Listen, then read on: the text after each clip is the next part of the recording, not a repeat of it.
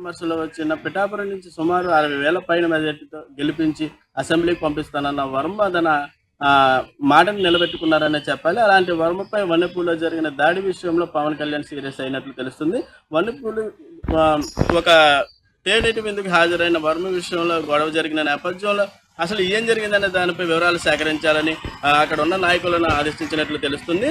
తనపై దాడికి సంబంధించిన ఘటనలో ప్రధాన కారణం ఎంపీ తంగెళ్ల ఉదయ శ్రీనివాస్ అనుచరులే ఉన్నారని వర్మ స్వయంగా వెల్లడించారు. అయితే గతంలో తంగెళ్ల ఉదయ శ్రీనివాస్ వర్మకు చిన్నపాటి విభేదాలు ఉన్నట్లు తెలుస్తుంది.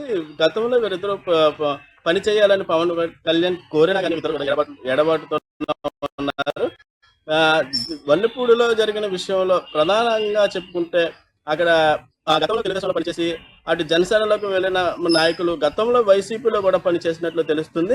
అయితే తంగెళ్ల దగ్గర ఉన్న ప్రధాన అనుచరులు వైసీపీ వాళ్ళే ఉండడంతో అక్కడ జనసేనలో తంగెళ్ల ఉదయ శ్రీనివాస్ పిఠాపురంలో తన ఉనికిని చాటుకునేందుకు ఇటువంటి గొడవలు సృష్టిస్తున్నారని వర్మను క్షేత్రస్థాయిలో తొక్కాలని చూస్తున్నట్లు వర్మే స్వయంగా చెప్తున్నారు. అయితే ఈ గొడవల విషయంలో ఏం జరుగుతుందనే దానిపై స్పష్టత రావాలంటే పవన్ కళ్యాణ్ మరో 100 రోజుల్లో పిఠాపురం రానున్న నేపథ్యంలో ఏం జరుగుతుందనే దానిపై చూడాలి. కుమార్తో రిపోర్టర్ చంటిబాబు, కాకినాడ.